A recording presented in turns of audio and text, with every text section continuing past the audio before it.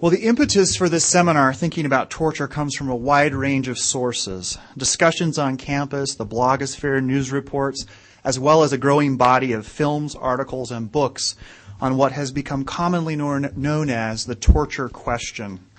The key players from the policy world include recognizable names such as Vice President Cheney, Donald Rumsfeld, as well as others in the former administration's legal team whose lives have been changed for the advice they gave and the memos they wrote. And who hasn't heard about the television show 24, where Jack Bauer uses torture to prevent a nuclear attack, cited by former Justice Department lawyer John Yoo in his book, War by Other Means, and Supreme Court Justice Antonin Scalia at a speech in Canada. Earlier this semester, the Kennedy Center partnered with Sundance's author series, where Jane Mayer, author of The Dark Side, spoke about how Washington is about the how and not the why. She surmised that President Obama's advisors, Rahm Emanuel and David Axelgard, don't want to touch the torture issue for fear of losing political capital on other priorities such as health care or Afghanistan. Others may prefer to avoid the issue for various reasons. We would like to take that issue on head-on today. Thanks go to Dr. David Kirkham, who conceptualized the framework for today's seminar. If you can envision a giant pie, the various slices of which ask questions from various professional and disciplinary perspectives, you have an idea of what we're trying to accomplish today. The questions might include, what is torture? And is it, if ever, legal? Legal and effective or not, is it ethical? Does it make good policy? What is the relationship between torture and human rights? What are the politics of this issue? How effective is torture for intelligence gathering? And finally, what are the implications for America's soft power, global influence, and public diplomacy abroad? Some questions are easier to answer than others. Today we begin the difficult conversation in an effort to provide a framework for thinking about this critical and controversial issue. So let me now introduce our presenters, each of whom has been asked to speak for up to 20 minutes. I'll start here on my right and we'll move down the table. First, David Kirkham, who is a senior fellow for comparative law and international policy at the BYU International Center for Law and Religion Studies, as well as an adjunct member of the faculties of the J. Reuben Clark Law School and the Department of Political Science. Prior to coming to BYU in 2007, Kirkham served as an associate dean and professor of international politics and democratic studies at the George C. Marshall European Center for Security Studies in Garmisch-Partenkirchen, Germany. He also served as director of international plans and programs, director of international history, and associate professor of history at the U.S. Air Force Academy, and as a senior humanitarian affairs officer in the UN Office for Coordination of Humanitarian Affairs in Geneva, Switzerland. Kirkham and his wife Judy are the parents of 8 children. They reside here in Orem. To Professor Kirkham's right, Professor Wade Jacoby is professor of political science and director of the Center for the Study of Europe at BYU. He's the recipient of the Choice Outstanding Academic Book Award in 2000 for his work on Germany and a Marshall Schulman Prize in 2005 for his book on EU and NATO enlargement. Most recently, he's published articles on national defense reports in Sweden and the Czech Republic in the journal European Security, and co-edited a special issue on Islam in the European public sphere in the Journal of Muslim Minority Affairs, among many others. Professor Jacoby researches and teaches courses on Central European politics with a focus on international organizations and political economy. Professor Jacoby's right is Professor Eric T. Jensen, who's a visiting assistant professor of law at Fordham University School of Law and has most recently served as chief of international law in the Office of the Judge Advocate General with the U.S. Army in Washington, D.C. Previously, Professor Jensen has been a legal advisor for U.S. forces in Baghdad, Iraq, associate professor of law at the Judge Advocate General School, and a legal advisor with U.S. forces in Tuzla, Bosnia and Herzegovina, and U.S. forces in Skopje, Macedonia. His scholarship explores the evolution of warfare and its impact on the law and national security structures and policy, as well as processes and forums for adjudicating international humanitarian law crimes. He received an LLM from Yale Law School and an LLM in military law from the Judge Advocate General School, as well as a JD from the University of Notre Dame and a BA from Brigham Young University. Alden Stradling is a particle physicist with CERN, the European Organization for Nuclear Research, and a postdoctoral fellow at the University of Texas, Arlington. Stradling is part of the ATLAS team working with the Large Hadron Collider outside of Geneva, Switzerland. Although not yet at full power, on Monday, 30th of November, the collider was accelerated beyond the previous record set in 2001 by the Tevatron Collider in the United States. Welcome to Professor Stradling, just dashed in from the airport. Dr. Stradling, thank you. And last but not least, John Hughes. Professor Hughes was editor at the Deseret Morning News in Salt Lake City from 1997 to 2006 and returned to BYU as a professor of communications in 2007. Professor Hughes is a Pulitzer Prize-winning journalist and former editor of the Christian Science Monitor. He served as U.S. Assistant Secretary of State and as Assistant Secretary General of the United Nations, and has chaired presidential and congressional commissions on international broadcasting. Born in Wales and educated in England, Professor Hughes served for 6 years as the Monitor's Africa correspondent and 6 years as the Far East correspondent before serving for 9 years as editor. For 3 of those years, Hughes was both editor and publisher.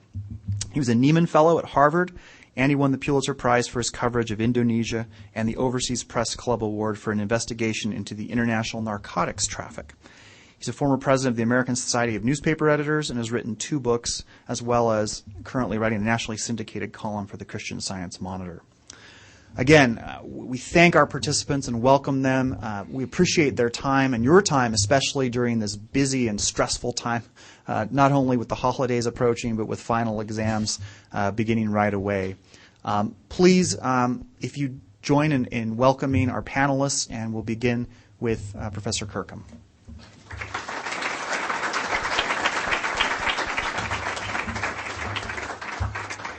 Well, thank you very much, Corey. And I do have to say that if we do manage to pull this off today, Corey actually gets most of the credit, even down to the conceptualizing. And I think if I get credit for anything, it's for putting me on the program first so that I can sit and enjoy the rest in relative ease. Well, we're nearing Christmas. It's turning beautiful again out there. We've had our first big snow of the season, pure white. Combine that with the lights that we see all around us, and it's a lovely sight.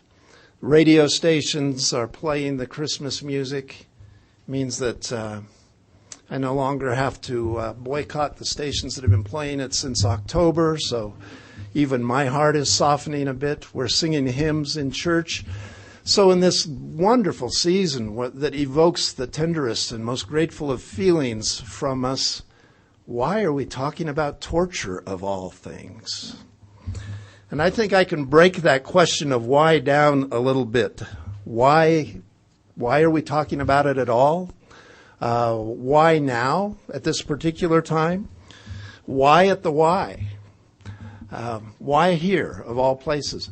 I might even add to that, why me? Because I don't know if any of you have been looking at the Deseret News letters to the editor the last couple of days, but there were at least 2 letters that came in about a presentation that some BYU professors made last week from political science that had to do with Glenn Beck. And according to these people, BYU professors don't know anything. And so that's why we made sure we had a couple of people who were not from BYU on this panel.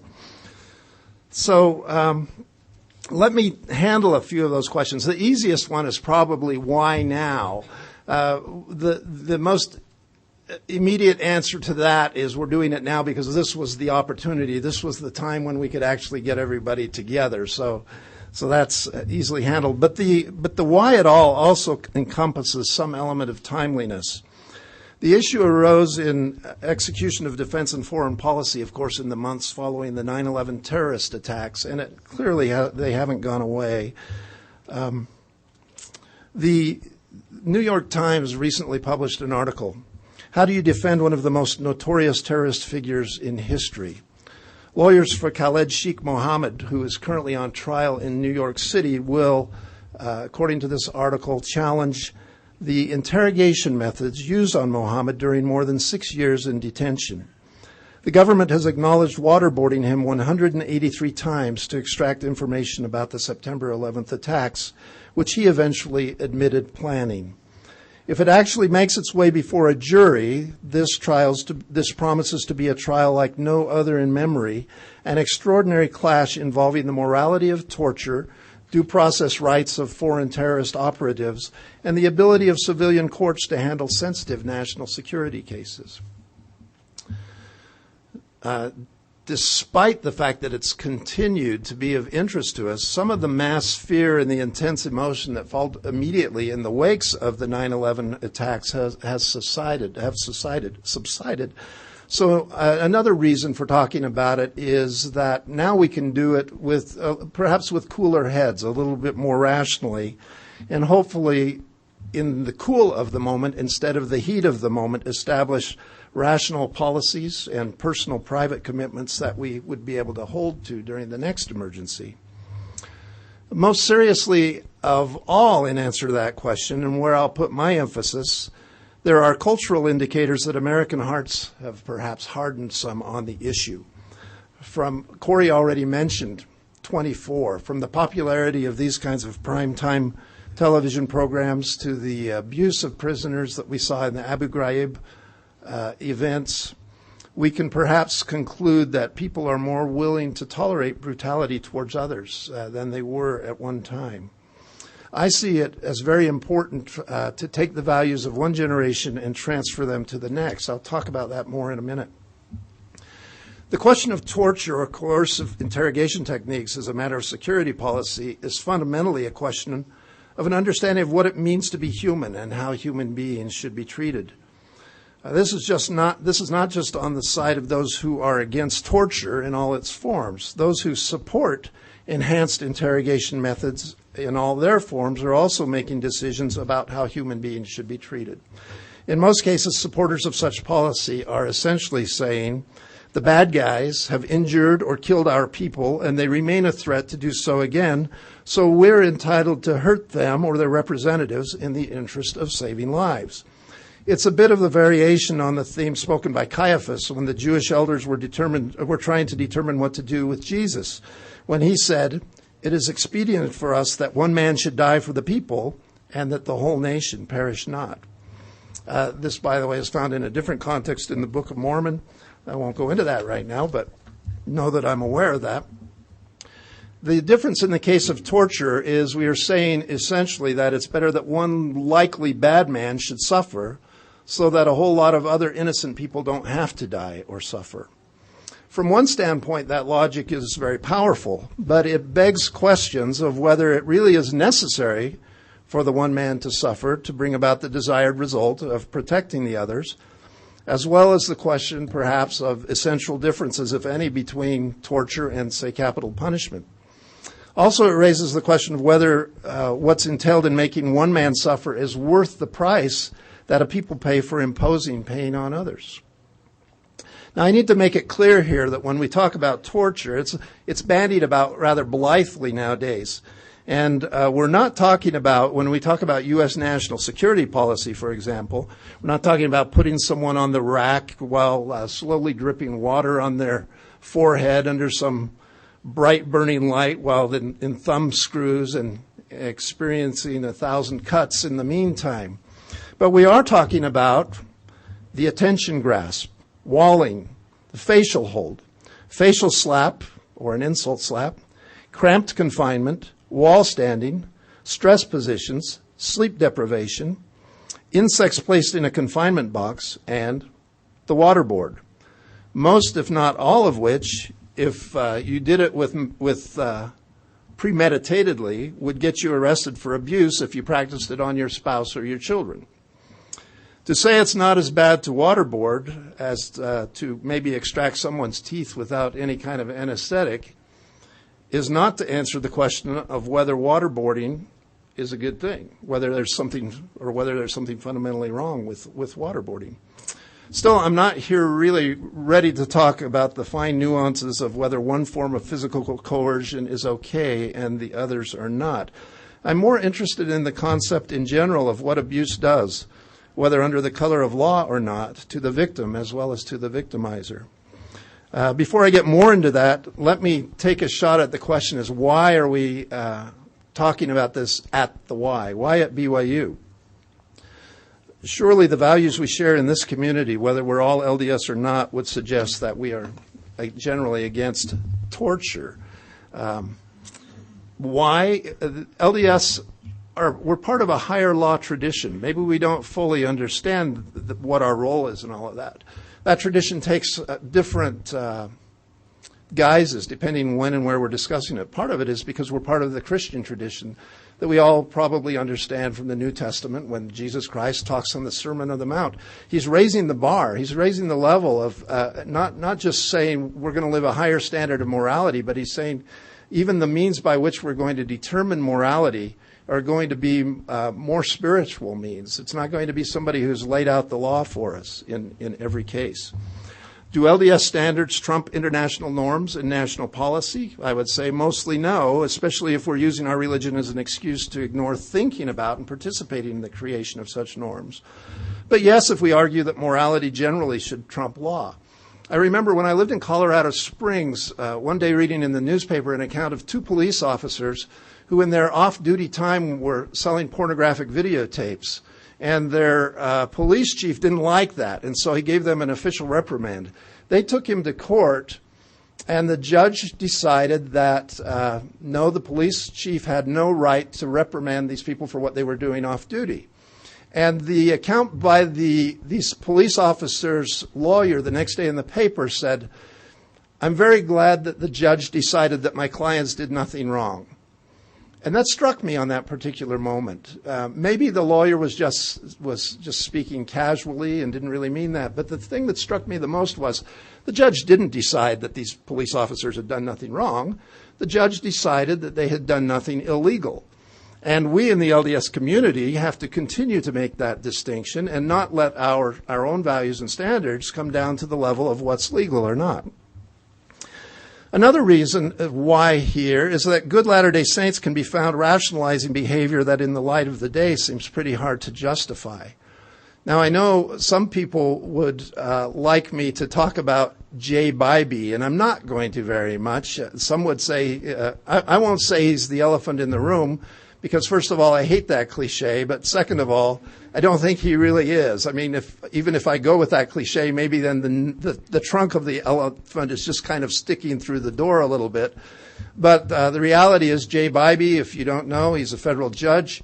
At the time of the torture memo that justified the Bush administration's early policies in the Iraq war on enhanced interrogation, Bybee was a member of the Justice Department, a high-ranking member whose name found its way, his signature found its way on the memo that allowed for this, the legal memo that allowed for this, that justified these more harsh approaches to interrogation.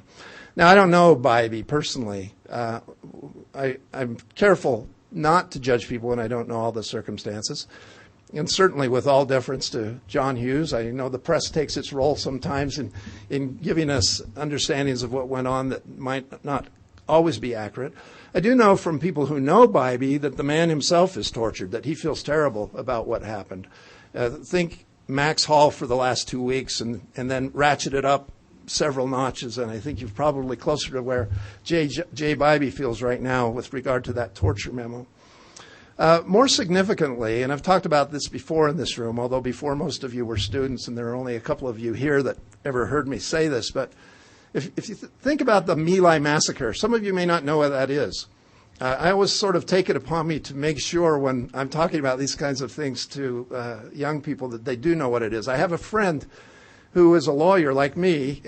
Well, he's not like me. He's a great guy. That's one way maybe he's not like me. I don't know. But he studied accounting, and you see, I studied English before going into law, and that's two different mentalities. And just a few years ago, I was talking to him about a class I was teaching on war crimes and human rights, and I told him about how we would talk about the My Lai massacre, and he said, "The what?" And I said, "The My Lai massacre, took place in Vietnam, 1968, when a group of a company of American soldiers killed as many as 500 women, children, old people, facing no opposition whatsoever, and brutally tormented them at the same time." There, I've just told you what it is.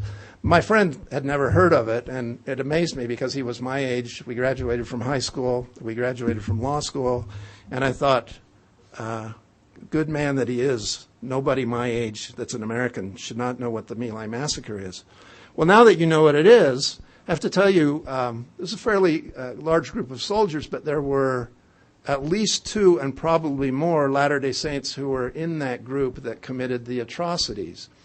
I'm not sure I have time I'll just read you a couple of the accounts. I'm just going to give the initials of these men, though it's very much available, part of the public record. But again, I'm refraining from being too judgmental. In Portland, Oregon, G.O. enlisted right out of high school in 1967. He came from a devout Mormon family from a good part of town. And like all his friends, he was expected to attend college, which would have meant a deferment from the draft. But he was driven by curiosity. Vietnam was the big issue, and he wanted to see it at first hand. He had a young, naive, venturesome attitude. He remembers, I just didn't know what I wanted to do. I just didn't want to go to college at that time. His father was a patriot and seemed to be proud of the choice Greg had made. His mother tried to talk him out of it. I wanted to know what was going on there, he said. Later, after the massacre has taken place, he says, we believed this behavior was pretty commonplace. I didn't think we were doing anything different from any other unit. You really do lose your sense, not of right or wrong, but your degree of wrong changes, a different set of rules, and I don't think that any of us quite knew what those rules were. Another young man involved, MT, was one of the first to reveal what had happened at My Lai. And when he told the person who really blew the whistle on all of this, a man named Ridenauer's response was, knowing MT's deeply held Mormon faith, his story of what happened in the village was deeply affecting. He considered MT to be honest, sincere, and decent, someone he was proud to call a friend. He felt chilled to his soul. Here MT was telling how, as the squad broke for lunch, he and Doherty had taken part in the killings. Billy and I started to get out our chow, MT said, but close to us were a bunch of Vietnamese in a heap, and some of them were moaning. Callie's platoon had been through before us, and all of them had been shot, but many weren't dead. It was obvious that they weren't going to get any medical attention, so Billy and I got up and went over to where they were. I guess we sort of finished them off. Then they returned to their packs with their lunch. And the rest of that story is when they were doing an investigation afterwards, they went to, the next day they moved on to Orem, Utah to see MT, who was chastened by mental anguish over his actions in the village. He confirmed everything Ridenauer had said and readily admitted shooting wounded civilians. Wilson, one of the investigators, was inwardly outraged by the implications of this confession. The impossible was possible. The massacre had probably happened after all, but he still felt some compassion for the tortured young man telling him what he really didn't want to hear. Finally, one of the reasons we need to take a look at this in this particular area is the same as anywhere else, is because of the general societal trend to be more comfortable with administering or even just watching others in pain. We talked about 24. In many ways, it's a compelling drama. I don't watch a lot of TV, but there have been those occasions when I've been sucked into this one for a couple of seasons. Let me share with you what Adam Green in the New York Times has said about 24. What is most striking about torture on 24 is how it affects not only politics, but also emotional and professional relationships. The CTU data technician Sarah Gavin, interrogated with tasers to discover if she was a terrorist mole, subsequently returns to work showing no signs of trauma. Indeed, she marshals the clarity of mind to renegotiate her terms of employment with her superior, who approved her interrogation just hours earlier. The war protester, son of Secretary of Defense, more alienated than ever after a session of sensory deprivation in a CTU holding room, receives a strikingly paternal lecture from his father about why that treatment was appropriate. It mentions some other characters as well. But in all of these interactions, torture doesn't deaden the feelings between people. Rather, it deepens them. It is often noted that torture goes against the tenets of human community in two fundamental ways, because torturers deny the basic humanity of their victims. It's a violation of the norms governing everyday society. At the same time, torture constitutes society's ultimate perversion, shaking or breaking its victims' faith in humanity by turning their bodies and their deepest commitments, political or spiritual belief, love of family, against them to produce pain and fear. In the counter-terrorist world of 24, though, torture represents not the breakdown of a just society, but the turning point, at times even the starting point for social relations. Through this artistic sleight of hand, the show makes torture appear normal. There's more to this, and in the interest of time, I'm going to skip the rest of Green's comment, but it's something that I would share with you should you be interested. Well, it brings us to the questions that I think of the other panel members are going to answer. Is torture ever justifiable, legally, morally, from the standpoint of national policy? I personally am more interested in the question of, is it ever worth it? Is it necessary? Here's a quick read, not a scholarly book, but for all intents and purposes, I think it's true. How to Break a Terrorist. The U.S. interrogators who used brains, not brutality, to take down the deadliest man in Iraq.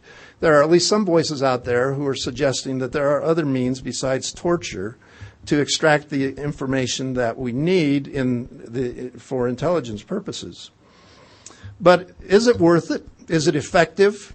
I thought of bringing statistics to some data to you on this particular issue, but then a friend of mine reminded me that you can torture statistics until they confess to anything you want. Another question to me is whether torturers pay too big a price, whether the dignity that we talk about as human beings that has become part of the international norms, represented in, among other places, the Universal Declaration of Human Rights, which, if you have any issues with that particular document, I would hope it's not with the anti-torture and with the pro-human dignity provisions. The first place I became aware of these things many, many years ago was reading the German Constitution, the very first line of which says, "Human dignity shall be inviolable. To respect and protect it shall be the duty of all state authority." Dignity is a term that is meant to mean that people have worth. They're entitled to respect and ethical treatment. I served a mission in France. I remember the word dignité that we used to indicate a person's worthiness.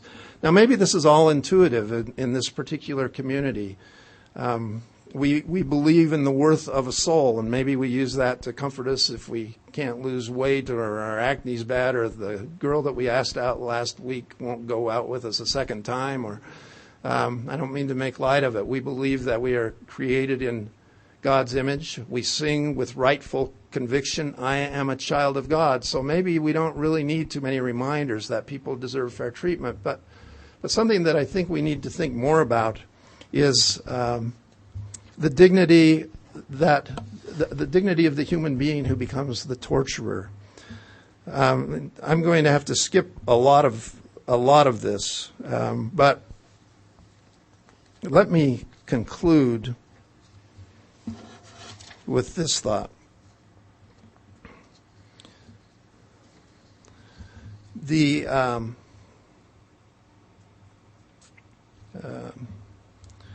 A writer named Galeano from Latin America has said some interesting things about torture. He's talked to people who have gone through it. These are his words. "They didn't succeed in turning us into them," Cacho El Khadri wrote to me. "It was in the last days of the military dictatorship in Uruguay. We had eaten fear for breakfast, fear for lunch, and fear for dinner. But they had not succeeded in turning us into them." Now, Nietzsche has some interesting things to say about this. I'm hesitant usually to bring Nietzsche into an argument because I disagree with him on so many levels. But I will quote from him this one thought. "Whoever fights monsters should see to it that in the process he does not become a monster. And when you look into an abyss, the abyss also looks into you." I'm less concerned, really, immediately with the torture memo and the Bush administration policies, which, for the time being, may be being checked by the current administration. I'm more concerned about trends in society that might carefully lull even BYU students, even me and others, into looking with less humanity at other people, less dignity, that would have us laugh off some of the things that pass as entertainment, and in the end that would cause us to conclude that it's not really harmful. And I think I'll leave it at that for now. Thank you very much.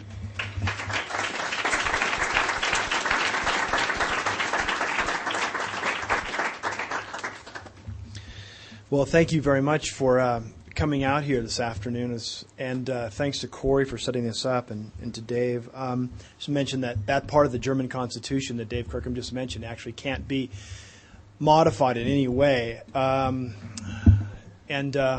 I'm tempted to talk about Obama right now that you bring him up at the end, because I'm a little more skeptical, I think, that Obama is going to be able to carve out a significantly different set of policies from the late Bush administration. But I want to talk more, I think, about some of the earlier policies and what we may have learned. First of all, let me say that I think the title here, Thinking About Torture, is a pretty fascinating topic.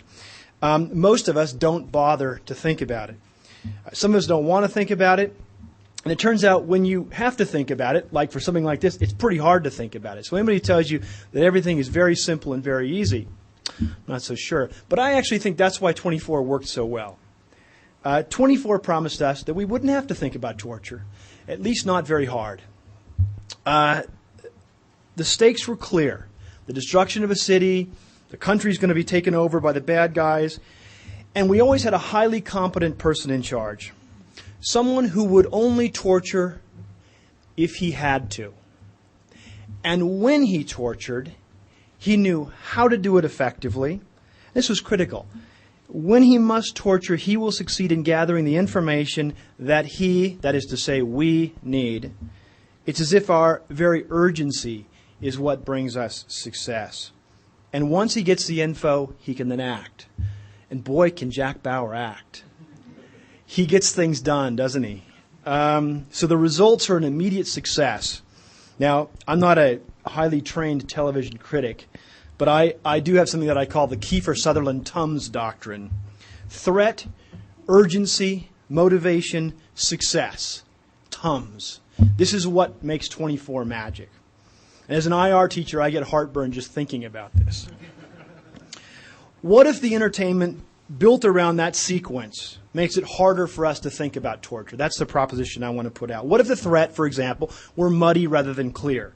What if the torturers weren't seasoned pros like Jack Bauer, but kids told that they could do their best job, they could do their best by acting out essentially their very worst instincts? That in a situation where they may have to improvise, they can lengthen their stride by finding new ways to bring pain to these detainees who desperately deserve it. Even though the Red Cross has shown that up to 75% of Iraqi detainees were people who were probably in the wrong place at the wrong time, for whom very little probable cause was available. So you've heard of the invisible hand. This is the invisible foot. Everybody is made better off if you kick the tar out of this Arab. That's a charge to you as a soldier. Now, that's a difficult position to put a young person in, especially one who hasn't been trained very well. Here's my last question. What if the effects are far from the cause? And that's a theme I want to come back to in a few minutes. First, I want to give you a couple of vignettes. If you're like me, whenever there's a national story, you're always keeping an eye on the Mormon angle. You want to know what Mormons are involved and how. And I want to give you two vignettes this morning to start. I call it the translator and the entrepreneurs.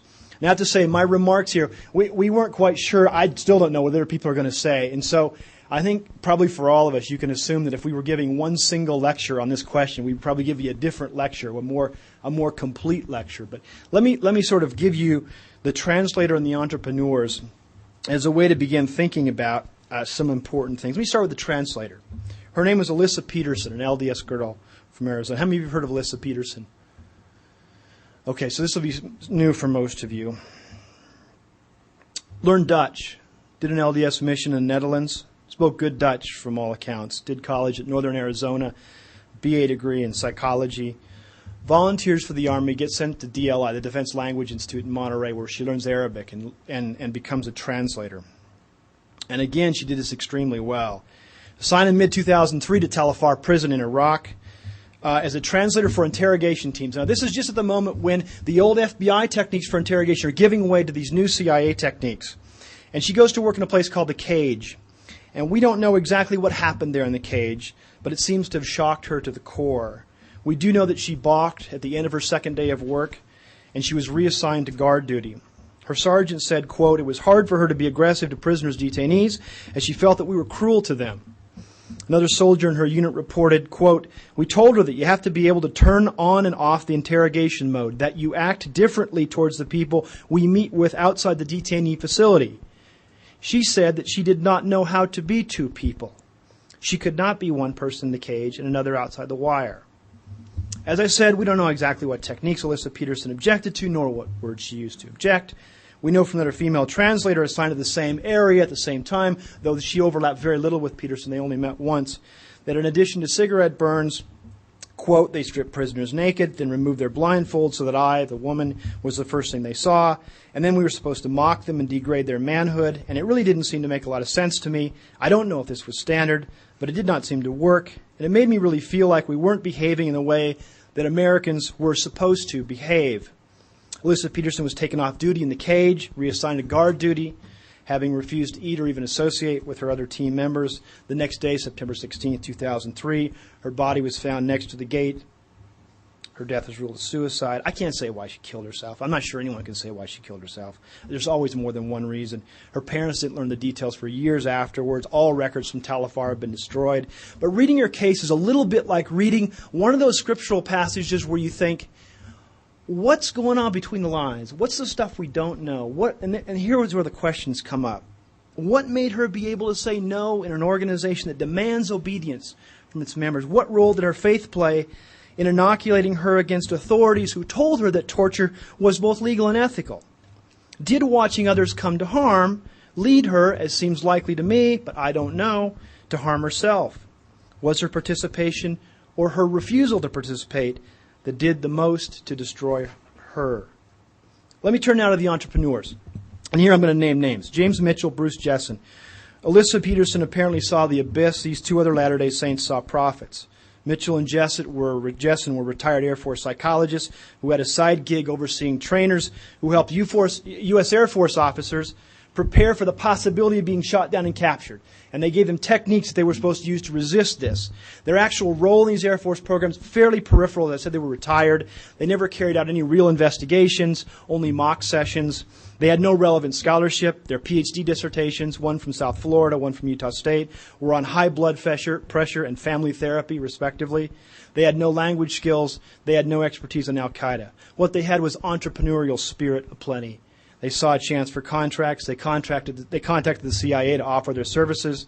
Their protocol was fairly straightforward. It came from so-called reverse engineering the techniques they had been overseeing the training of for U.S. Air Force officers, plus some 1960s research from a psychologist named Seligman on a principle he called learned helplessness. Learned helplessness was the upshot was that kind of random, uncontrollable stresses will lead a person to resignation. Now, in fact, Seligman's research wasn't on people; it was on dogs. He shocked dogs to get this data. Mitchell and Jessen reverse engineered techniques that, you should remember, were meant to secure false confessions from American flyers who had been downed in combat. If the Air Force or the CIA was particularly concerned about these things, there's no evidence of that in the documents that I've seen.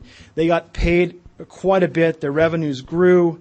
The CIA contracts with the company are classified, but their total was well into the millions of dollars. Mitchell, in particular, also parlayed his CIA expertise into outside gigs at the Ritz-Carlton in Maui in October 2003, for example. He was featured at a high-priced seminar for corporation and their leaders on how to behave if they were kidnapped. Ironically, like in the Peterson case, we know next to nothing about what the principals thought. Mitchell and Jessen, as far as I can locate, have refused to talk to the press. With one exception, they issued a public statement. I'll read it in its entirety. Quote, "We are proud of the work we have done for our country." Close quote. Again, then, the questions push their way to the front. If these guys won't talk, what are we to make of this? How do we think about torture in the absence of the kind of information we would like to have? A public record. What were you thinking? How did it work? Did the idea that others would use these techniques on our people convince them that it was right and good that we do so too? Did the distance between theory and practice mean they never had to worry about the implications of their own manuals? Or did they practice what they preached? Did they go to Iraq and do this themselves? And if they did, how did they feel when they did it? And why did they succeed so handsomely? There's hucksters approaching the CIA every day of the week trying to sell something. What made them so attractive to the agency? Was it because the Bush team, enraged at the FBI and its perceived legalism, was willing to put us in uncharted territory out of sheer desperation to avoid a second attack? Did they fit in with an old plan to make the executive more powerful, or did Bush and Cheney simply panic? Maybe they're not the cool customers, not the tough guys who understand we live in a tough world, but basically office people with desk experience who have generally stayed pretty far away from combat. The vast majority of soldiers I've spoken with took a different view of torture than did the president and his team. About 100 prisoners have died in U.S. custody. Some were tortured to death. There are plenty of websites to look at if you want details on this. I've talked to a number of analysts who believe that al-Qaeda substantially increased its recruiting on the basis of the shocking humiliation of prisoners. Certainly, the upsurge in al-Qaeda in Iraq activity does come in the wake of the Abu Ghraib scandal. And al-Qaeda has become increasingly, especially in the part of the world I look at in Europe, an organization of freelancers. These people are not all tied to Osama bin Laden. They don't have direct lines of communication. A lot of them are reacting to things they see on the web, in the press, and they're making this stuff up to a certain extent. And I think the Bush team came to see their dilemma in the following way. We must defeat our enemies abroad. But to defeat our enemies abroad, we have to first defeat our enemies at home. We must also defeat our enemies inside the administration, the executive branch. The problem, of course, is that these enemies use the law to defend themselves. So we must defeat the law. This leads to rule by men, not rule of law. And I think it's critical to see that the enemies the administration were most concerned with were not the Democrats. It was the agencies. People in the FBI, CIA, DIA, they all keep asking about the law, and you can see that in the documentary trail.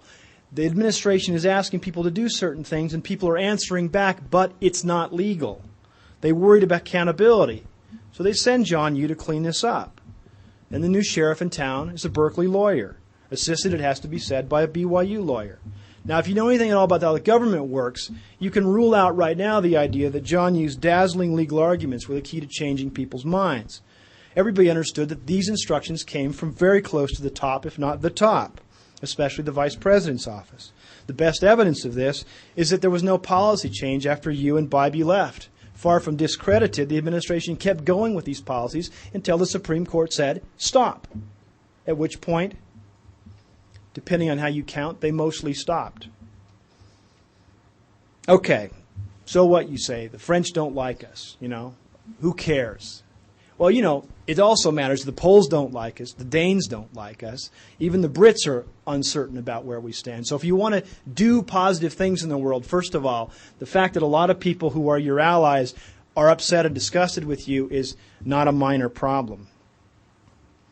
But if this was the cost, what was the benefit? And as far as I can tell, there was not much that was unique and actionable that came out of this intelligence gathering. There's not much convincing evidence that the harsh methods turned up crucial, critical intelligence, though it seems likely to me that it turned up some things we did not know. Abu Zubaydah had been waterboarded 83 times. He gave up his best, most useful stuff on Padilla before the waterboarding started, under normal interrogation techniques, boring FBI stuff. He gave up KSM under enhanced interrogation. That's true. But from what I can tell, the 9/11 report makes it pretty clear that we already knew this. The dude is also seriously mentally ill, so I wouldn't be surprised if at some point he confessed to being the tooth fairy. One former top CIA official told a reporter, quote, 90% of what we got was crap, close quote. KSM got wet 183 times, as Dave mentioned. There was no honeymoon like there was with Abu Zubaydah, so we can't compare it before and after. He confessed everything under the sun, much of which I'm sure he did. But I think by far the most actionable intelligence we got from him was from taking his hard drive away from him. That gave up a lot of very useful information. The case is best summarized by General Petraeus. Quote, beyond the basic fact that torture is illegal, history shows it also is frequently neither useful nor necessary. I'm not saying never. I don't think Petraeus would say never. If you don't like Petraeus, What about the Israelis, who know something, I would say, about getting info from Arab terrorists? I was in Israel when Abu Ghraib broke, and I talked to both Mossad people and Shabak. But Mossad is external intelligence, Shabak is internal intelligence. Very intensively about this. With one exception, they told me, this is amateur hour, this won't work, there will be blowback. And it was, and it hasn't, and it is. It's no accident that a U.S. general made this comment that Petraeus made. The U.S. military is worried about our troops, worried that they will be exposed to more brutal treatment more often than would otherwise be the case. We can't yet know if that is true. Al-Qaeda is plenty brutal already, though if you read the fatwas, they do have a kind of vicious code of sorts. But many U.S. military officers are very unhappy about the former president's handling of interrogations. It's no accident that Bush's chief tormentors here, if you'll pardon the irony, were military men, Colin Powell, John McCain, though in my view John McCain sort of gave up the fight at the end. And similarly in Utah, I think we can see similar patterns. Yes, liberals like me wrote letters that nobody read, but the most effective indictment that I saw in Utah came from a conservative state legislator, David Irvin, writing in the Salt Lake Tribune. Finally and last, let me say a quick word about how the Bush policies may affect at least 50 years of effort to bring regularity to warfare. For many years it was thought that, quote, in war the law is silent. And you can sort of understand where that comes from. Some people still believe that. But there has been a 50-year effort, often led by the U.S., to try to eliminate the most barbaric practices used in warfare, such as intentional targeting of civilians or barbaric treatment of prisoners. This was seen to be in the U.S. interest for one simple reason. We are strong, and killing civilians and torturing prisoners is the classic weapon of the weak. The U.S. military power is awesome. We do not need to cut corners. That has been the calculation of American political leaders for 50 years, and military leaders. So let me close by returning to the idea of causes having distant, unforeseen effects. I'm fascinated by the metaphor of the perfect storm. You remember the book and the movie about these sword fishermen out in the Atlantic and their boats crushed by the perfect storm. And the perfect storm is a combination of 3 different storms that all come together in one place. And that's why it was perfect. It got everything in it. These guys were happy. They had a full boat full of swordfish. The weather even looked good for most of the movie, as far as I remember. But they're wiped out by this massive storm of things that come together. The events that will kill them are gathering force well over the horizon. All over Iraq in 2003, there were people who felt genuinely joyful about the end of Saddam's rule, who had no idea that a gathering storm was going to kill them, setting in motion events in which they would be taken out and shot by a neighbor from a different religion, or kidnapped from the hospital by Ministry of Health troops and tortured to death with power drills, or simply die of renal failure because they were too afraid to risk the hospital or because the electricity kept going out. In a similar way, I fear that there are citizens in many fragile, war-torn states right now who are already slated to be killed by the storm that is headed their way. They have no idea now that they are marked for death. They won't be killed by Americans, and many Americans will probably die trying to save their lives.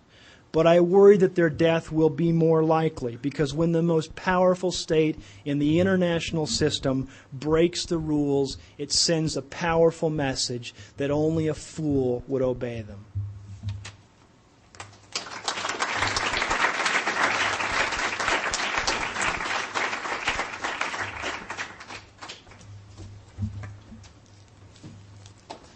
Okay, I'd like to start by getting a student volunteer. Is one of you out there? Come on up. Yeah, close. I don't have any water, but here's what I want you to do. Put your feet right here. No, face this way. Spread your legs out as far as you can. All right, lean forward on that wall. Now, head above on your fingertips. There you go. Okay, just stay like that while I talk. Okay, so as Professor Kirkham rightly pointed out, no, you got to stay there. You can't stop. Keep your back straight as you can. Oh, okay, there you go. You're doing good. As Professor Kirkham rightly stated, and as well Professor Jacoby, there's lots of news articles and information out there about torture and about specific events of torture that have occurred. The KSM torture, Abu Zubaydah. I think it is clear that some actionable intelligence has come from those interrogations, and I think that Vice President Cheney has made it clear that there was actionable intelligence from them. I think it's clear that some actionable intelligence. Now, how much and to what degree it was really helpful, you can stop, by the way, if it gets too painful. Okay, keep going then. Good. All right, you keep going. So the question really becomes, I think, if you agree that torture can be effective in some cases, whether that's small, whether that's a lot, if you agree that torture can be effective in some cases, then the question becomes, well, okay, so what then is our discussion about when to use torture? Are there cases where we will accept it? Do we say no cases ever? What do we do? The facts of the effective intelligence seem to highlight this debate about torture and other enhanced interrogation techniques. On one end of the spectrum are people who completely deplore torture and say under no circumstances will we ever allow you to torture. We'll do everything torture is acceptable. And on the other end of the spectrum are people who say we think torture is a pretty good deal. We think we ought to do it as a matter of state practice. We think it's effective. Now, in the United States, there are probably very few people on this end of the spectrum. But a poll in 2005 found that 61% of the American populace thought that torture was okay in some circumstance. In other words, they could find some circumstance where torture was okay. So if you accept that, then I think you need to start analyzing what is torture. Now, I'm obviously a lawyer. I'm going to talk to you from the legal perspective. So let's talk legal definitions of torture. First, oh no, you got to stay on your fingertips. There you go. Okay. So first, the question is this torture? Well, right now, are you in any pain? Slight discomfort. Okay, slight discomfort. What if I left you there for a couple of hours? Probably still hurting. What if I left you there for maybe 4 hours? I mean, over time, it may get painful for you, right? Yeah. I think it would. Is this torture? Is it torture now? Is it torture in 2 hours? Is it torture in 4 hours? Is it torture in 8 hours? At what point does this become torture? Thank you. I really don't want to cause you any pain, but thank you for demonstrating. You're a good man. So the question becomes, what is torture? Now, I'm going to read you some legal definitions of torture. Torture is criminalized in the United States in Title 18. Title 18 is the part of the U.S. Code which criminalizes things. And let me read you the definition of torture. Well, first let me read you the criminalization of it.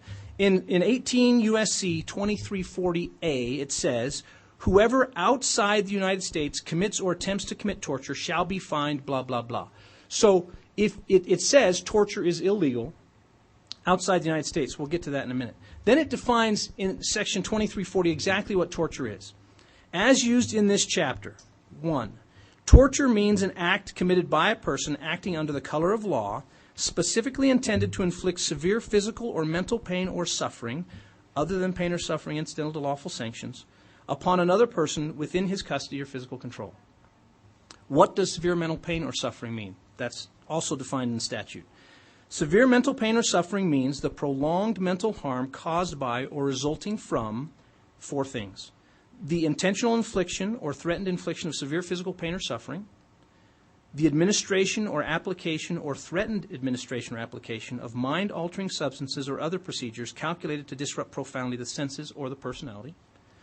3, the threat of imminent death, or 4, the threat that another person will imminently be subjected to death, severe physical pain or suffering, or the administration or application of mind-altering substances or other procedures calculated to disrupt profoundly the senses or personality. So that's the U.S. definition of torture. And clearly, torture is illegal in the United States, right? It's criminalized in 18 U.S.C. So whatever those words mean in practice, that is illegal in the United States. Now, let's look at international law. International law also criminalizes torture. In 1984, the United Nations General Assembly passed a resolution that was later then became what we know as the Convention Against Torture and Other Cruel, Inhuman, and Degrading Treatment. It was given up voluntarily by the General Assembly for people to sign, for states to sign voluntarily. Came into effect in 1987. The U.S. signed that convention. excuse me, in 1988 and actually ratified it in 1994, so it binds us as a matter of international law. The U.S. is a signatory. Here's what the convention says about torture. Sorry, I should have brought my water with me.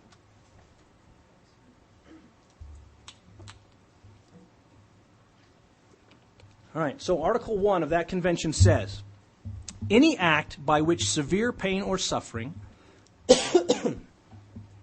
whether physical or mental, is intentionally inflicted on a person for such purposes as obtaining from him or a third person information or confession, blah, blah, blah.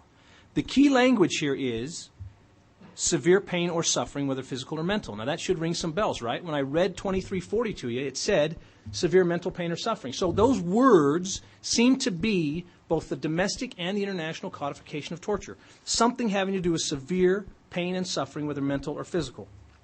Now, just a note, Article 2 of that, excuse me, that same convention says, this is where it's talking about state obligations. It says, no exceptional circumstances whatsoever, whether a state of war or a threat of war, internal political instability, or any other public emergency may be invoked as a justification of torture. Now, that's pretty strong language. No exceptional circumstances whatsoever. So the United States, as a signatory to this convention, has said no exceptional circumstances whatsoever will justify our torturing someone. All right, well, after September 11, 2001, we've talked about the Bybee Memo a little bit. The Bybee Memo originated because the president and the vice president, someone at the White House, asked the Department of Justice, Office of Legal Counsel, to give some more definition to those words. Now, I bet if I polled you, what is severe mental pain? What is severe physical pain? There's probably 50 of you in this room. I'd probably get 30 different definitions, right? So what the president wanted, or what I should say what the White House wanted, was they wanted an answer to what does that actually mean in practice? Give us some more detail. That's where the Bybee Memo came from. And here is part of the issue in the response. The memo has been highly criticized after it was made public. Most of the discussion revolves around the memo's standard of conduct, of what conduct equals torture. In other words, what language they put to those words. The memo emphasizes that both the statute and the convention prohibit only the most extreme acts, and it uses that language, extreme acts. The torture memo actually, I keep calling it the torture memo, it's really an OLC memo. It's 40 pages long. If you haven't read it, I would encourage you to read it. It's quite instructive, especially if you find this interesting. The research in that memo is excellent. The research is good, and the research is generally not what people argue about. What they argue about is the conclusions that the memo draws from the research. Let me give you some examples. The memo concludes, and this is the actual legal effect language. It says, quote, physical pain amounting to torture must be equivalent to in intensity to the pain accompanying serious physical injury, such as organ failure, impairment of bodily function, or even death. For purely mental pain or suffering to amount to torture under Section 2340, that's the one we referred to earlier, it must result in significant psychological harm of significant duration, e.g., lasting for months or even years. That's the language of the memo. That's the thing that most people have problems with. Now, let me give you some inconsistencies in the memo, and again, some things that people who are detractors of this memo point to. In the memo, the authors of the memo cite a case from a U.S. District Court. The U.S. District Court is applying an act called the Terror Victim Protection Act, and they're applying torture. They're saying, what is torture? And here's one of the examples they use. They say that the court says that pulling teeth without anesthesia is torture. All right? Now, the memo uses that example to support their idea, their final legal conclusion as to what equals torture. So the question becomes, does pulling teeth equal, is it an extreme act, and does it equal organ failure, impairment of bodily function, or even death? I think most of us would say probably not. Probably not. Pulling teeth doesn't amount to organ failure. Pulling teeth doesn't amount to some kind of physical impairment that's serious enough and may even be death, right? May even bring about death. But those are the kind of examples that the memo uses to support its final legal conclusion. So I think if you're looking at this from a legal perspective, the problem with the OLC memo is not the research, not the analysis, not what it lays out, but the conclusions that it draws when it says to equal torture, the standard is up here, and it has to mean organ failure, near-death type experiences. Some of the other things, by the way, that are accepted as torture by the district courts or other courts in the United States include, the needles up the fingernails. You guys have heard all of these, right? From needles up the fingernails, that kind of stuff that clearly is very painful, but doesn't reach that level of organ failure or impending death. So that's, I think, when you're looking at this from a legal perspective, I think that's what you have to look at in terms of discussing the Bybee memo. Is it really good law? Why was it later rescinded? Now, in 2004, when Jack Goldsmith came to the Office of Legal Counsel, he rescinded that memo. So that memo was no longer in effect. And then in 2009, January 15th, 2009, in one of the very first acts of the new Obama administration, Department of Justice, they put out kind of a blanket memo that said, yeah, there's a whole bunch of memos that we're going to rescind, and they included that one in it for a number of different reasons. So where does this leave us? Well, I think this leaves us in a kind of precarious position. Maybe not precarious, but at least legally precarious. We agree that torture is illegal, both domestically and internationally. But we're not sure what those words torture mean. The one attempt to define it has been, kind of thrown out, right? It's been discredited. So what does torture mean? And we're still at the point where 61% of the Americans agree that at some point, there's some point where they would allow torture. Now, I've talked about torture with a lot of people. And when I get a raise your hands type of poll in class, in every case, a majority of the class has said there is some set of circumstances where we would authorize torture. There has never been a class that the majority has not said there is some set of circumstances where we would authorize torture. So from my perspective, again, from a legal perspective, the question becomes, okay, if we assume that there may be a set of circumstances where torture is authorized, where you are on that spectrum is a personal call, but there is a set of circumstances, then what can we do as a matter of law in terms of torture? I suggest that there are two things we can do.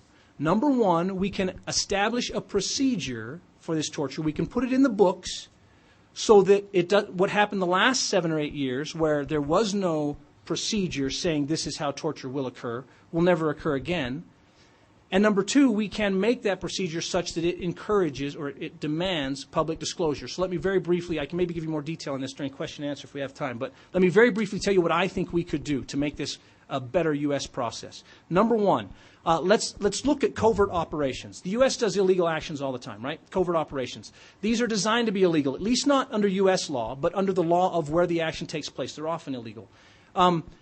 We do covert operations, and the law allows it under 50 U.S.C. 413B. It allows us to do covert operations. The Congress has authorized the President to do them if he finds that there is a specific, I'll read it to you. Covert operations are defined as an activity or activities of the United States government to influence political, economic, or military conditions abroad where it is intended that the role of the United States government will not be apparent or acknowledged publicly. And then, for the President to authorize a covert operation, he has to make a finding, that's a term of art, that such action is, quote, necessary to support identifiable foreign policy objectives and is important to the national security of the United States. So there are two procedural safeguards. Number one, the President has to make a written finding, and number two, he has to give congressional notification. Now, again, very briefly, let me just say that I think a process similar to that for torture would work, where we required the President to make a written finding and say, I find that the circumstances are such that torture needs to happen here. And that finding is going to have to say that torturing an individual is necessary for the safety of the nation or its citizens, right? Number two, he's going to have to contact Congress and he's going to have to let them know. He's going to either have to inform the committees like Title 50 requires, or he's going to have to inform the smaller group of 7. You guys have probably all heard that stuff from the prior controversy over the wiretapping thing. So he's going to have to inform Congress. And then I would add one additional requirement. This is the third requirement I would add. The President's going to have to get in front of the nation and say, I have just authorized torture. I can't give you any details. The information is too sensitive or classified or whatever, but I'm telling you, American public, I, the President of the United States, just authorized torture. I've notified Congress. There you go. At some point, I may give you the details. So that the American public knows that their democratically elected President authorized torture. Now, it may be that they're okay with that. It may be that they're not. Congress is going to know it. Maybe that Congress is okay with that. It may be that Congress is not. But the point is that creates some public acknowledgement, some public accountability that we're going to do this. I think people from both ends of the spectrum would benefit from this. The people who think torture is a good thing in certain cases, still, a procedure is going to be better than no procedure. One where we know what's going on, it's in the books, it's codified. For the people who say no torture ever, this is better for them as well, because when you think about it, how hard is it going to be for the President of the United States to stand up in front of the world and say, I personally, just authorized torture, an illegal act, something that's illegal under U.S. law and something that's illegal under international law. I just chose to take that action because I think it's vital for the security of my nation. So, thanks. I'll be happy to give you more. If you have any questions, I'll be happy to answer them during questions and answers.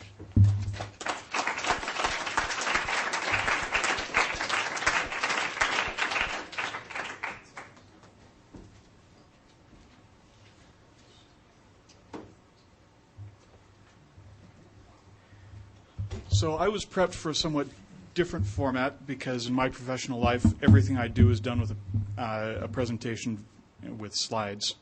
I will essentially be using my slides, and I apologize for having the laptop open in front of me. I assure you I'm not surfing the web.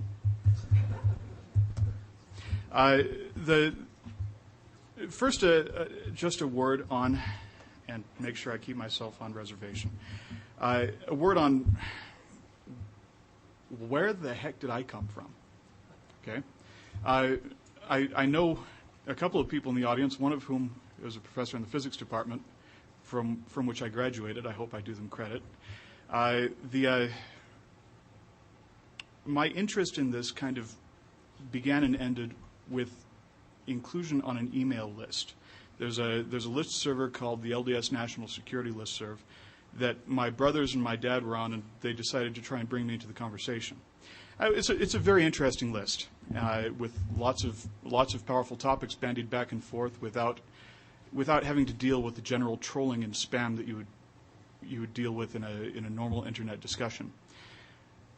And one day came up the topic of enhanced interrogation and or torture. Now, the thing that really brought me in was the J. Bybee question, so I'm exactly the opposite of Brother Kirkham. For me, that was a very interesting topic because you've got a Mormon's name on the top of this memo. And so immediately I have to go read the entire memo and try and make a determination of should this guy be excommunicated or not. Of course, that's not my determination to make. But it's crucial for me to understand the point of view of Harry Reid or J. Bybee or Orrin Hatch or people who are living in the public sphere as members of the church and who have to deal with some of the inherent contradictions that take place when you balance the articles of faith with the code that the Lord has given us. So that's background. My professional background is in data analysis of large and subtle data sets. To give you a quick snapshot, the detector that's running right now in Geneva that is my primary professional focus, when it is running at full speed, will be taking as much data as the equivalent of every human being on Earth having 20 phone conversations at once. Everybody got that number? It's a little bit big.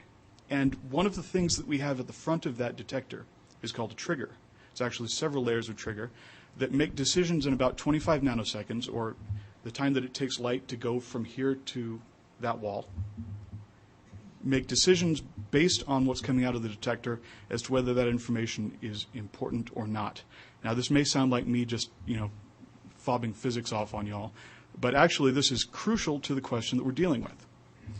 I tend to look at things as information flow, and you'll note that as I move through. Now, when I got asked to discuss this topic, the question was they wanted to bring somebody in who might be willing to argue that physical coercion of terrorist suspects might yield fruitful information that strengthens national security, though of course there would be limits on the extent of that security. Now, this will be in stark contrast to the presentations given before, which focus on international law as it stands right now, and which focus on perhaps we shall say the moral objections that that can be raised with regards to the mistreatment of human beings, specifically physically and psychologically. Some things I want to avoid here. I want to avoid an unwillingness to examine practicalities or moral and ethical arbitrariness. We have moral and ethical reflexes. They do not necessarily apply in the world, in the idea of world government or in the idea of national policy. For example, the black operations that were just discussed by, Eric. The black ops that were just discussed by Eric involve killing people on many occasions. I believe that we have this commandment that says, "Thou shalt not kill." Sometimes the people who are killed in those operations are not the principals. They are known as collateral damage. This is a term that makes some people very unhappy. I know that if my wife and children were among those collateral damage, I would find myself to be extremely unhappy. So I'm trying to take the emotion out of this and look at it analytically from the data that we have and examine the data that we do not have so that we can make a reasonable determination about it. One thing I noticed in going through the literature on this, and again, I am not a specialist. I feel like the very short man on the bench here because I've never worked for the UN Secretary General, et cetera, et cetera. But I've noted in the literature that there are a lot of people who are making politically correct statements and who are not being Thomas Moores, who are not willing to stand up and say, okay, look, the reality of this is, beyond my personal opinions, and the objective conditions are that this works and this does not. In fact, it's very difficult to get funding if you make statements like that that push against the prevailing political winds. I think everybody's aware of this possibility. One final assertion I'd make is that the world is changing quantitatively, measurably, and to wander blithely through that change without opening one's eyes is a dangerous thing, both on a level of national policy and on a level of personal conviction. So, the question that I was asked has two parts. Wow, I just used a lot of time. There's the question of, is it effective? Is it effective to take somebody, put them in an interrogation situation, and extract from them information? Question number two is, okay, we have determined, let's say for argument, that question number one has a yes response. If so, is it worth the price from a national security point of view to go ahead and do that? Because for every action, there's a reaction. The perfect storm analogy is very important. You cannot see over the horizon, and people who make assumptions about what's over the horizon often find themselves unpleasantly surprised. So let's deal with the effectiveness question first. One of the very interesting statements that was made by somebody named Jean Maria Arrigo. She says, stated starkly, the damaging social consequences of a program of torture interrogation evolved from institutional dynamics that are independent of the original moral rationale. So let's put that in non-academic ease. Things get out of hand.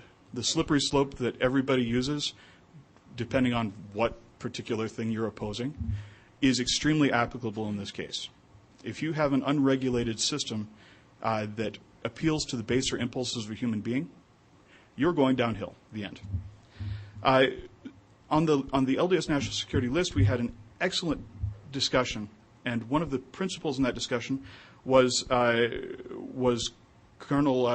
Colonel Russ Thaden of the U.S. Army, who has been a party to capturing prisoners in Iraq on 3 tours, and he says this about his belief on it. Even if abuse or torture of prisoners were moral or legal, it does not work.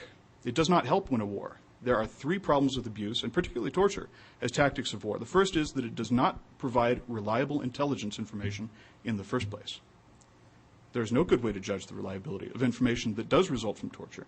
It will be an exceptionally rare event when a subject of torture provides timely and reliable intelligence that can be used to avert or mitigate future enemy or terrorist attacks. He also makes a principled statement in that same email exchange that torture involves any infliction of psychological or physical harm or pain on anybody ever. The problem here is the question of definition. as well. The problem, that's not the problem with Brother Thaden's statement. Another problem that we have is definition. I keep using the word torture. Where does torture really start? I mean, graduate school was a little painful for me.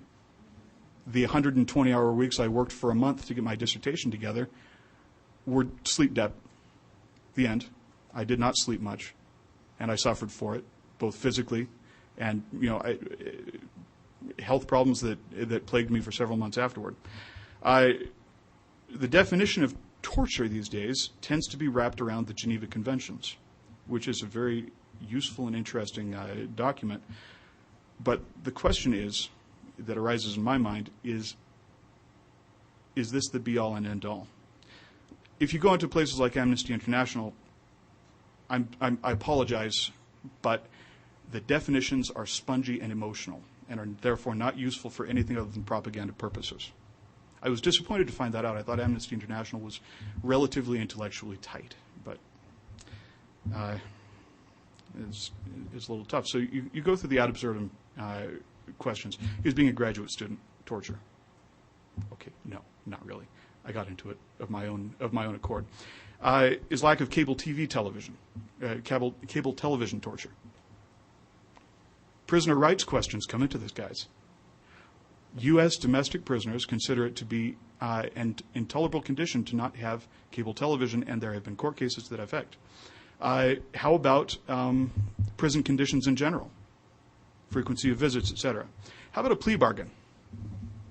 Anybody ever considered the mental anguish of a plea bargain? Do I put myself away for a period of time to give up information, or do I not? Actually, Dershowitz mentions this in the excellent book that's sitting right over there. Dershowitz mentions this topic. The idea of capital punishment in general, and in fact imprisonment in general, with various of its vagaries, is dealt with by a fellow named Cullen Dayan in an excellent left-leaning book which describes a certain point of view that the U.S. prison system in general is a human rights violation. Just to put out information. How about training yourself to be a SEAL, a Navy SEAL or an Army Ranger? The conditions that men are put through under those circumstances are considered torture under the Geneva Conventions, especially when you go through SERE training, search, evasion, and rescue, right?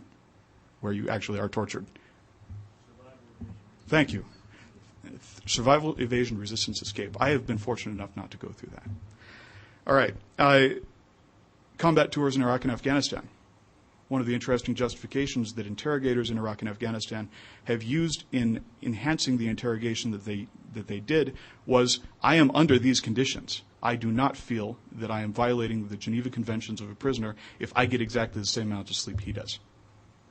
Interesting justification, huh? So, and of course you step off from that level into the true sadism.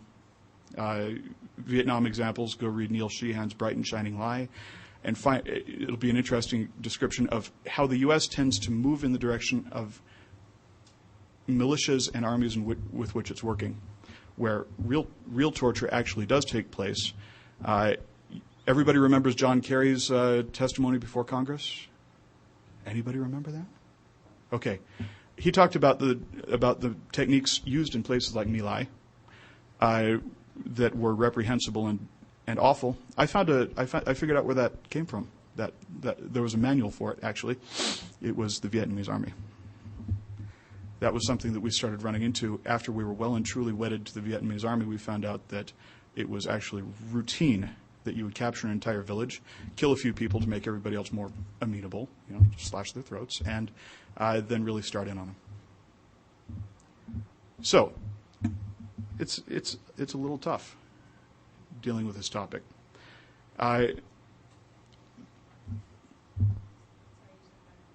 Thank you very much. Okay, so we have the problem of being able to determine effectiveness because we don't have useful information being put out about it. There's nobody who's willing to examine it. Very few people willing to examine it because it can have serious effects on their careers and funding. It is, however, functionally, it seems like there's something coming through. I tend to discount statements by politicians like Dick Cheney saying, yes, we got good information, because until he can back it up with actual released information, it's a political ploy. However, for those interested, very much recommend this book, The Interrogators, by the pseudonymous Chris Mackey, who was one of the original interrogators at Kandahar and who was later stationed at Bagram and was the chief interrogator for the first year of the Afghanistan conflict. His conclusions are very interesting. First, our enemies are being trained specifically to resist the standard interrogation techniques that we use in U.S. Army field manual. Okay. As those techniques were enhanced, it was found that the crucial metrics, the things that actually you really needed to do, which were to break somebody quickly and get their information from them in a timely way so that their information didn't have time to get stale, improved measurably, even during the time he was there, even without violating any of the Geneva Conventions. His point of view is, well, we have seen this thing move in a substantially more enhanced direction. Why are they doing that if it doesn't work? So I'm going to challenge the general conception that that enhanced interrogation is not capable of producing results. I'm going to challenge it by saying, there's a gigantic stack of paper on my table, which is the Educing Information Report, which I would recommend again to everybody, where they've basically traced the outlines of what don't we know. We know that there are people who will break under interrogation. It's obvious. I would break under interrogation, and I would probably tell the truth first, in hopes that they could verify my information and let me go. I'm not Al-Qaeda. I'm not KSM. There are other ways of doing it. There are other people with more resistance than I will ever have, and they have ideological reasons for not breaking. I would say that they are a very small minority, but you need to have a way of dealing with it. The reason I know you need to have a way of dealing with it is because the Bush administration and other administrations in all of the countries of Europe and the United States, when they find themselves in a situation like this, they come up with something ad hoc. Now, I would consider that to be the most dangerous point. The question, does it work all the time? No, that's not a standard of intelligence gathering. That's a standard of civil law. I'm really short of time. I see 3 minutes. Am I still good? Okay. It's a matter of civil law, not a matter of intelligence gathering. The United States intelligence apparatus does not vet its information for perfect reliability. What it does is it assesses it. It grades it. Remember, I said that 99.99999% of everything my detector collects is thrown away. That's pretty much what happens with the U.S. intelligence apparatus as well. The problem with U.S. intelligence and any intelligence is that they're overwhelmed by a flood of information.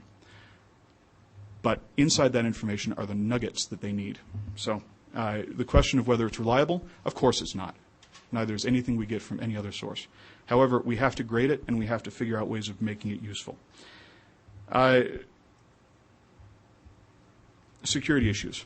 There are countries who will be very unhappy with us, who are very unhappy with us because we have tortured, because we've used enhanced interrogation. I will say that we've done both.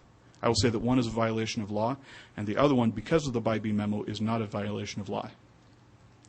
Until the Bybee memo was rescinded, it was the law of the land that the president was following. That's why the Bybee memo came to be. I'm speaking as not a lawyer, so sorry. The weapons that our enemies have against us are asymmetric. What does this mean in practical terms? They are entirely intelligence-based, and they are excellent at maintaining information security. They really, really excel at that. We cannot fight them frontally. We have the greatest army in the world, and it is completely useless, a bumbling giant, if it is not told where to point. I hope everybody understands this, because I think it is the key point that that's going to bring me to what Eric said later on. I think it is crucial that we have an intelligence apparatus, in spite of the costs in international opinion, that makes us able to pick out threats from the principal actors, because they will not give it to us otherwise. We are not dealing with frontal confrontations with the Iron Curtain. It's not a battle of tanks across Eastern Europe. We need to fight the next war, not the last war. And if anybody's aware of the history of war, war evolves. Anybody know the quote from Secretary of State Stinson in 1929? He said, "Gentlemen do not read one another's mail." And he disbanded what was known as the Black Chamber, which was the source of all of our code breaking during World War I. Well, World War II came up, and this particular rule of war went straight by the wayside, and thank goodness it did, because that's why we won, in my opinion. The rules of war change, and especially the rules of information are changing very rapidly.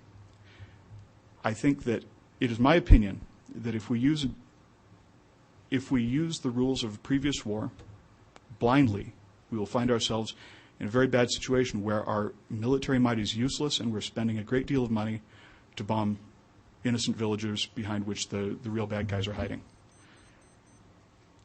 We have to have a strong structure for this.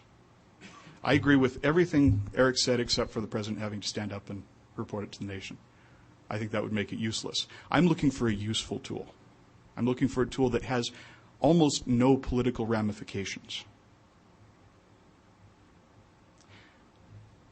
There are a whole lot of other points that I'd like to make about this. The essential thing to prevent damage to our soldiers and our interrogators, to prevent political damage both at home and abroad, to continue to allow rule of law to take effect in our country, is we need a regular procedure for this. We need the ability for everybody to share intelligence. This was a big problem mentioned by Mackey. He was an Army interrogator and had no access to CIA, but they had access to everything he did. If everything happens under the auspices of law, even if it's like a black operation, as Eric said, then the president cannot be said to have broken the law. And the country, even though it may be disagreed with, will be disagreeing with countries such as China or Russia or even France, which have, let's just say, not stellar records on these particular issues. What really happened during the past 8 years was panic that led to amateur hour. Implementing something like this in a panic is a disaster. It's a disaster for the soldiers who have to take part in it, because they don't know that what they're doing is in accord with the rules of engagement. They don't know that what they're doing has the color of law. And therefore they cannot feel good about themselves when they come back. They can't turn it off when they come home. Just as soldiers from Iraq and Afghanistan, though they have trouble, they're able to say, I'm still a good person even though I slaughtered men in combat because I did so under certain auspices. We have to be able to give that to the people in our security and intelligence apparatus who are responsible for these things. Am I missing anything? No. Sorry I ran over. Thank you.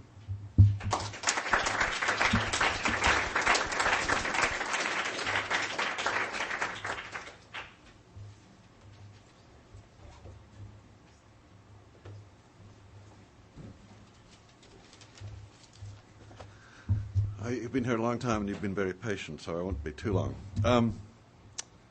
Public diplomacy is the art of persuading mass publics abroad to favorable views of the country that's disseminating the information. It's distinct from traditional diplomacy. Traditional diplomats, foreign service officers, usually dealing with governments or dealing with leaders, and very often on a confidential basis holding their cards close to their chests. Public diplomacy is part of what we call soft power. Military power is coercive. Soft power is persuasive. Kind of public diplomacy that I'm talking about is usually done through the media, or in all its avenues. Other aspects of soft power are foreign aid, humanitarian assistance, and occasionally constructive efforts by the military. The news of the torture that the United States has conducted waterboarding, and especially the torture that went on at Abu Ghraib has dealt probably the most devastating blow to public diplomacy as practiced by the United States in the history of public diplomacy.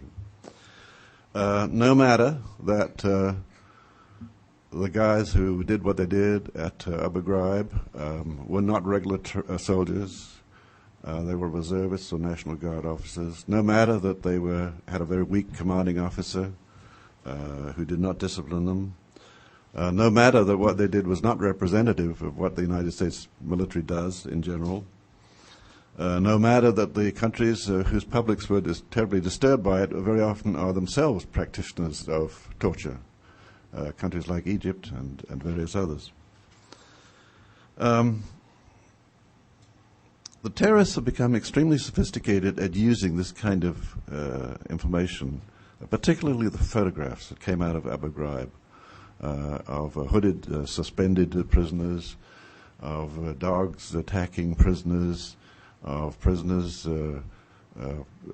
engaged forcibly in very perverted sexual attitudes. Those were intensely despicable to, particularly to the Muslim countries. So we now have a new situation with a new administration and a new president.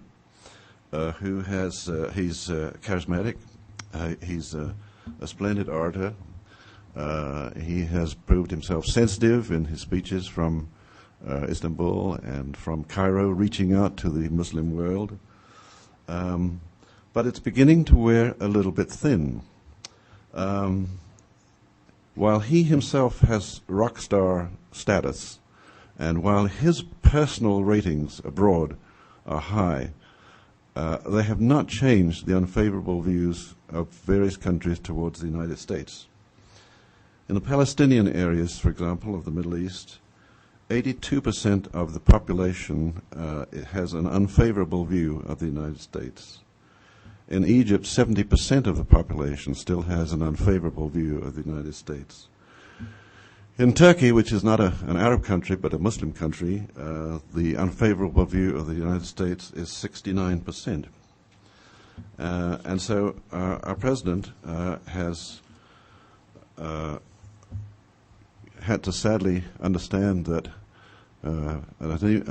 turning a country's policies around are almost as difficult as a skipper turning an ocean tanker around. It takes a long time to change direction and change opinion.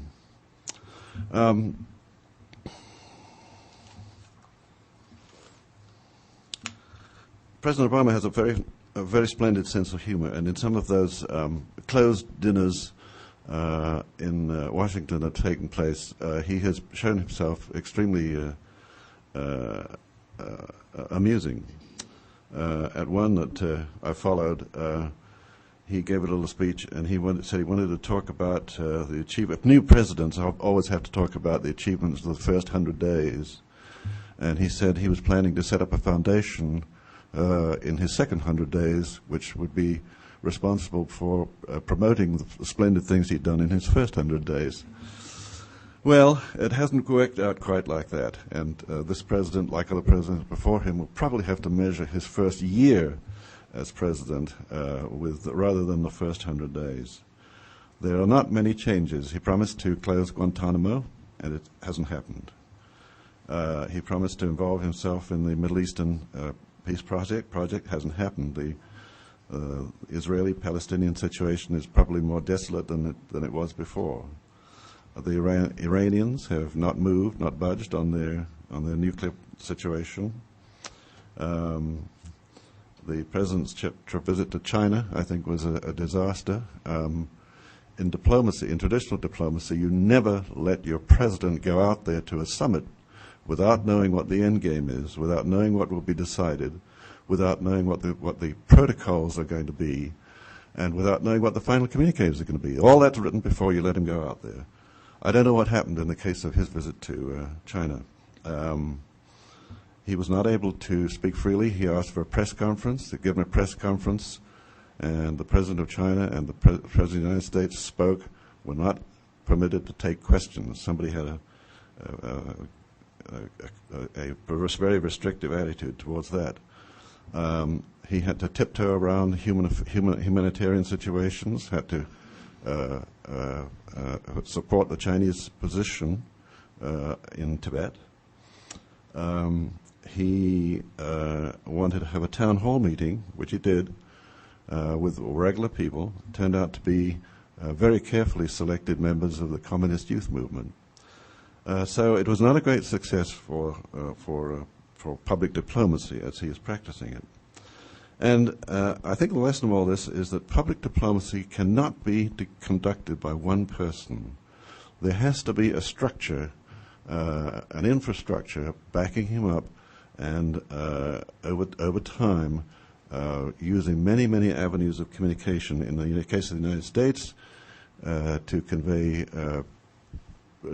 truthful information about our principles and our ethics, and our manner of living, our culture, and it also will protest, as it does, the present practitioners of public diplomacy talk about our belief in democracy, freedom of faith, freedom to travel, freedom to vote, freedom of press, and to project the view that this is the United States view of God-given freedoms that should be available to all mankind.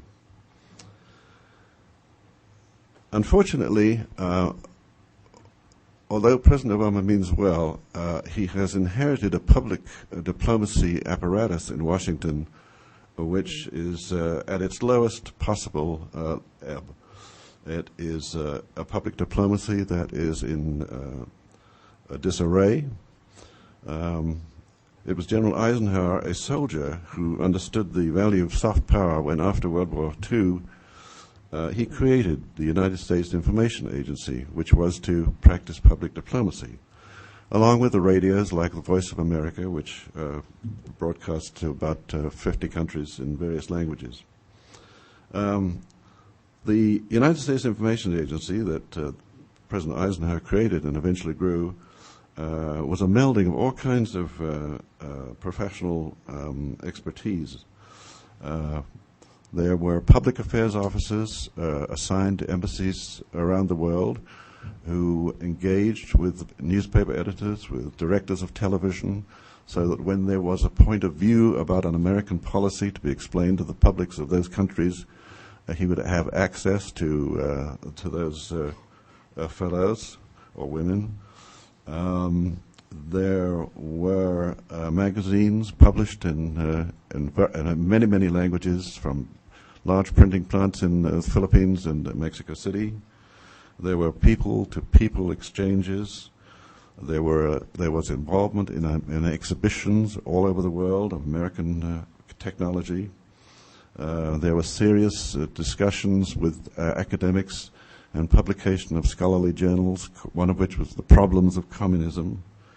The various radio stations, the Voice of America, broadcast, as I say, to many, many countries. Radio Free Europe broadcast to Eastern Europe. Radio Liberty broadcast to the Soviet Union. There was a strong emphasis on cultural exchanges, sending musicians, artists, singers, choirs around the world, and some emphasis on sports exchanges, all of which I thought really had an impact on the target audience. There was a program specifically targeting up-and-coming leaders in various countries to bring them to the United States, expose them to our culture, to our government, and to our press, with all its strengths and with all its weaknesses. Some people like Anwar Sadat as a young man, Margaret Thatcher as a young woman, Tony Blair as a young man, Hamid Karzai as a young man, were brought to the United States and exposed to American thinking when they had no particular standing in their own countries at that stage. I sometimes wonder what would have happened if a youthful Saddam Hussein had been invited to the United States under that program and what might have occurred. Well, I think there's no question that these activities during the course of the Cold War, and particularly the radios, had a significant role in ending the Cold War. When I was director of the Voice of America, I was moved to tears by some of the messages that came by circuitous routes to my desk from people behind the Iron Curtain who said, keep the Voice of America broadcasting, keep the flame of liberty burning in our breasts. They were not allowed to listen to it. We take our shortwave radios out into the birch forest in the snow at night and we tune in to the Voice of America. But unfortunately, at the end of the Cold War, members of Congress and others had the happy thought that we had no more enemies in the world, and there was a great dismantling and budget cutting of the United States Information Agency, and eventually its remnants were morphed into under the State Department. And so over the years since then, the budgets have been cut, personnel has been reduced, and public diplomacy, as I say, is at a very low ebb and in a very difficult state. What needs to happen? I think that the United States Information Agency needs to be restored, reinvented as an agency with a director of cabinet status who can sit in on the makings of policy. I do not think we would have gone so far down the road to torture if there had been a public diplomacy expert with heft sitting in on the discussions, cabinet meetings, where that kind of thing came to surface. And I think any public diplomacy guy would say this is an incredibly negative factor that we're going to confront. There needs to be more budget for public relations, public diplomacy. There needs to be more people to engage in exchanges. There needs to be more cultural exchanges, I think, of orchestras, for example. Sports may very often be accepted by a hostile government which doesn't want to talk politics with you. We just had the Iranian national basketball team in Utah. Didn't get a lot of publicity, but it was a tremendously successful thing.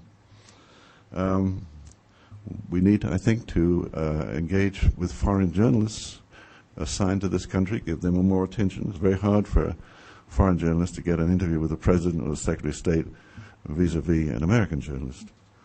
And the balance, I think, for the radio operation needs to have a very, very serious look taken at it. The balance, I think, between radio and television and the Internet needs to be reformulated, I think. There's a big move to get more and more information on the web.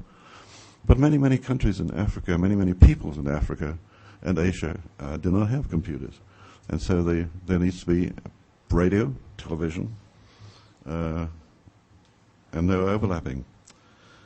Well, I think that's about all I can say. I think that if we had had a more vigorous public diplomacy apparatus and direction, we might not have gone so far down the road to the distress that we had. I happen to be fairly close to a retired general who actually wrote. The Schlesinger Commission was required to report on Abu Ghraib, and I happen to know the general who wrote the actual report on what had happened at Abu Ghraib. And he told me, he said, it would take years and years and years for the U.S. military to recover from what happened at Abu Ghraib. I think we need to ensure that doesn't happen again under this administration. Thank you.